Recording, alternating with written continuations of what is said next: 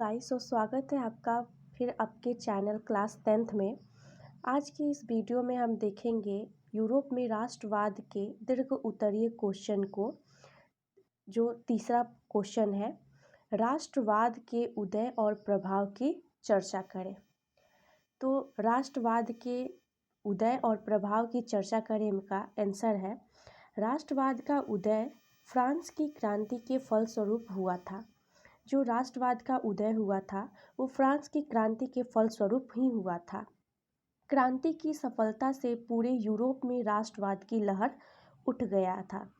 फलस्वरूप अनेक छोटे बड़े राष्ट्रों का उदय हुआ था। उसी समय अनेक छोटे बड़े राष्ट्रों का उदय हुआ था।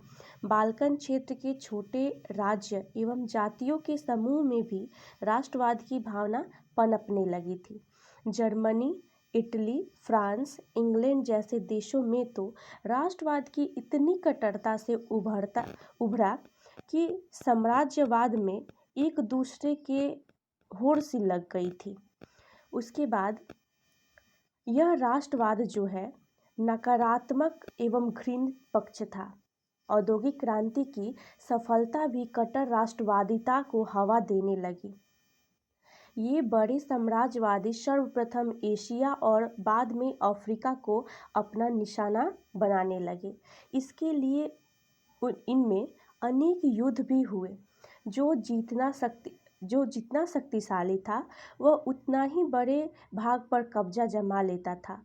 और इन उपनिवेशवादियों ने जहां अपनी जड़ जमाई वहां उन्होंने खुलकर शोषण किया था। मतलब जहाँ पे अपना उपनिवेश स्थापित कर लेते थे वहीं पर ये वहाँ पे लोगों की बहुत ज़्यादा शोषण करते थे। उपनिवेशों से उन्होंने दो लाभ प्राप्त हुए। एक तो उद्योग के लिए कच्चा माल आसानी से मिलने लगा, और दूसरा कि यह तैयार माल का बाजार भी हाथ में आने लगा था, जिसने इंग्लैंड विजयी रहा था। ठीक है, भारत के लिए इंग्लैंड और फ्रांस, पुर्तगाल और हॉलैंड से युद्ध हुआ था। ठीक है, जिसमें कि इंग्लैंड विजयी रहा था। ठीक है, उसके बाद है हॉलैंड को तो भारत छोड़ना ही पड़ा था। पुर्तगाल और फ्रांस के एक कोने में सिमट गया था। अफ्रीका को तो इन्हीं बपौती जमीन की तरह बांटा। यह राष्ट्रवाद का घिनौना प्रभाव था। इसके बाद नेक्स्ट क्वेश्चन है हमारा। फोर्थ क्वेश्चन में आता है कि जुलाई 1830 की क्रांति का वर्णन करें। सबसे इम्पोर्टेंट क्वेश्चन है। तो फ्रांस का शासक चार्ल्स 10वां जो था वो निरंकुश शासन करता था, घोर प्रतिक्रियावादी था। उसने फ्रांस में उभर रही राष्ट्रीयता को तो दबाया ही, जनतांत्रिक भावनाओं को भी कड़ाई से दबाने का काम किया। उसके द्वारा संवैधानिक जनतंत्र की राह में अनेक रोड़े खड़े हो गए। उसके बाद पोलिग्नेक को उसने प्रधानमंत्री नियुक्त कर लिया, और वह जो था उससे भी बड़ा प्रतिक्रियावादी था।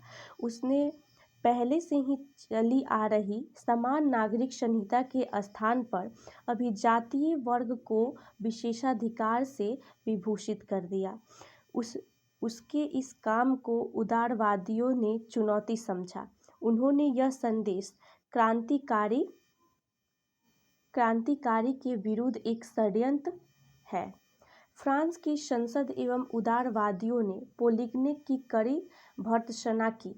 चार्ल्स 10वें ने इस विरोध की प्रतिक्रिया में 25 जुलाई 1830 को 4 अध्यादेश द्वारा उदारवादियों को तंग करने का प्रयास किया, और इन अध्यादेशों का पेरिस में स्थान स्थान पर विरोध भी होने लगा था। इसके चलते 28 जून 1830 में फ्रांस में गृह युद्ध हो गया था। वास्तव में यही जुलाई की क्रांति थी। क्रांति सफल तब हुई, फलतः चार्ल्स 10वें को फ्रांस की गद्दी छोड़कर इंग्लैंड भागना पड़ा था। इस प्रकार फ्रांस से बूर्बो वंश का शासन समाप्त हो गया था। उसके बाद जब आर्लेस वंश को गद्दी सौंपी गई, इस वर्ष के शासक लुई फिलिप ने उदारवादियों, पत्रकारों तथा पेरिस की जनता के समर्थन की सत्ता प्राप्त की थी। अतः उनकी नीतियाँ उदारवादी तथा संवैधानिक गणतंत्र के पक्ष में थी। इसके बाद हमारा नेक्स्ट क्वेश्चन है, 5th क्वेश्चन में हमारा आ जाता है, यूनान स्वतंत्रता आंदोलन का संक्षिप्त विवरण दें। तो इसका आंसर है, फ्रांसीसी क्रांति से प्रभावित होकर यूनानियों में राष्ट्रीयता की भावना जग गई थी। हर चीज़ में जब क्रांति हुई थी तो वो फ्रांसीसी क्रांति से ही प्रभावित होकर हुई थी। कारण कि एक तो सभी यूनानियों का धर्म और उनकी जाति संस्कृति एक थी। दूसरे की प्राचीन यूनान सभ्यता, संस्कृति, साहित्य, विचार, दर्शन, कला, चिकित्सा, विज्ञान आदि के क्षेत्र में न केवल यूरोप का बल्कि पूरे विश्व का अगुवा था। इसके बावजूद आज वह उस्मानिया साम्राज्य में एक अंग के रूप में जाना जाता है। फलतः तुर्की के विरुद्ध आंदोलन आरंभ हो गया था। आंदोलन में मध्य वर्ग का सहयोग मिलने लगा, जो काफ़ी शक्तिशाली था। उसके बाद यूनान की जो स्थिति थी, यूनान की स्थिति तब और विकट हो गई जब तुर्की ने यूनानी आंदोलनकारियों को एक एक करके दबाना शुरू कर दिया था। 1821 ईस्वी में यूनानियों ने विरोध किया, मतलब विरोध शुरू कर दिया था उस समय। उसके बाद रूस तो यूनानियों के पक्ष में था, लेकिन ऑस्ट्रिया के दबाने के कारण वह खुलकर सामने नहीं आ रहा था। लेकिन जार निकोलस खुलकर यूनान का समर्थन करने लगे। एक प्रकार से पूरे संपूर्ण यूरोप में यूनान का समर्थन मिलने लगा। यूनान और तुर्की में युद्ध छिड़ गया था। अनेक देश यूनानियों के पक्ष में आ गए, किंतु तुर्की के पक्ष में केवल मीन ही सामने आया था। एक तुर्की के पक्ष में केवल मीन ही सामने आया था। उसके बाद युद्ध में यूनानी विजयी रहे। तुर्की और मीन दोनों हार गए। इसके बावजूद यूनान को पूर्ण स्वतंत्रता नहीं मिली। वह पूर्ण स्वतंत्रता तब हुआ जब 1832 ईस्वी में उसने एक स्वतंत्र राष्ट्र मान लिया था। ये तो हमारा क्वेश्चन था, दीर्घ उत्तरीय क्वेश्चन था। इसके बाद हम लोग नेक्स्ट चैप्टर का क्वेश्चन आंसर देखेंगे। Thank you.